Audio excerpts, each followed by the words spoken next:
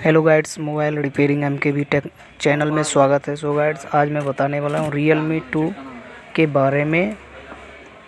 किस तरीके से और कैसे फ़ोल्डर बना के और उसमें फिट किया जाता है। सो गाइड्स, वीडियो के लास्ट तक बने रहिए।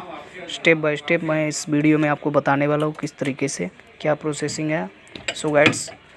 सब्सक्राइब करना ना भूलें, लाइक कमेंट शेयर ज़रूर करें।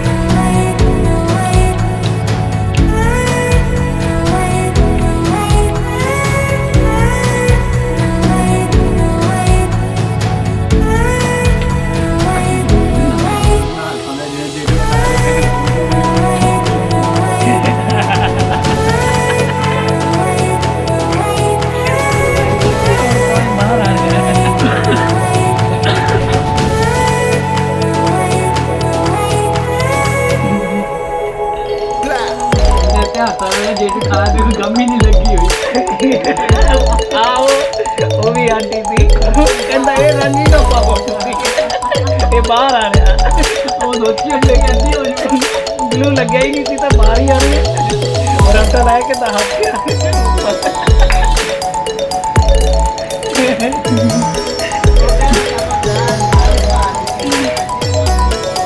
और ये आंटी तो पूरे जितनी देर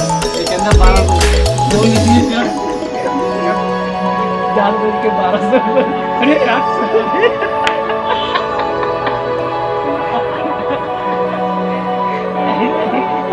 मैं के दे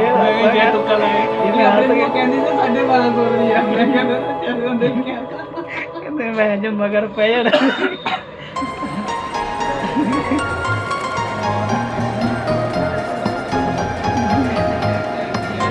नहीं थोड़ी देर बाद में जीकू का जरा लिंक का दे देना थी कमरा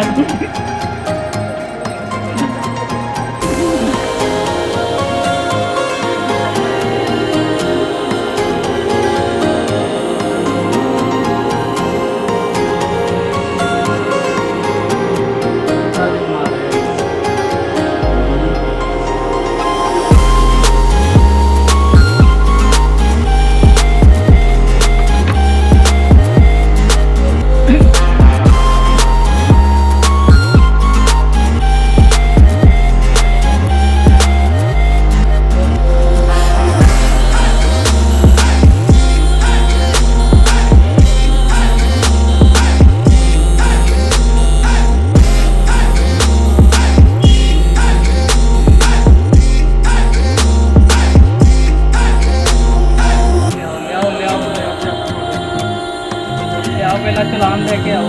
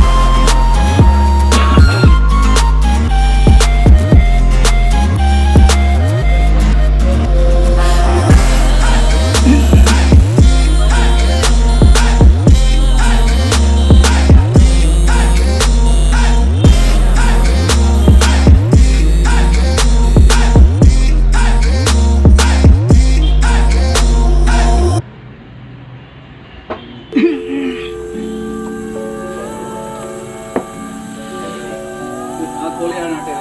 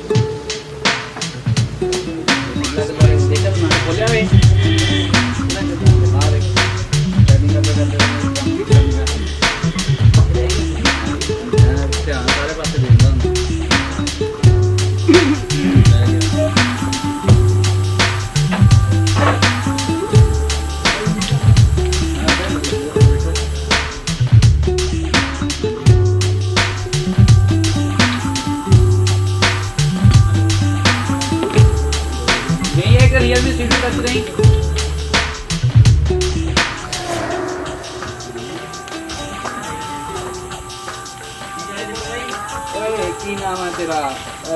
तू यार तू कल ग्लास चेंज करा के गया था ना आप गया था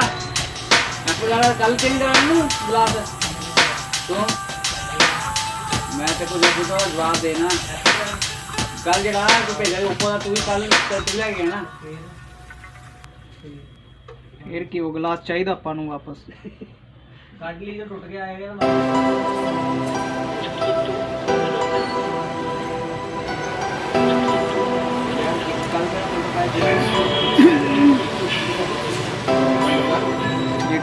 जेट 18 यार जेट 18 ही थी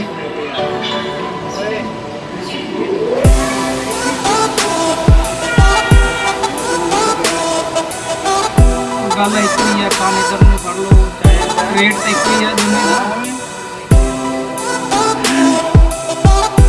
लाओ टच दो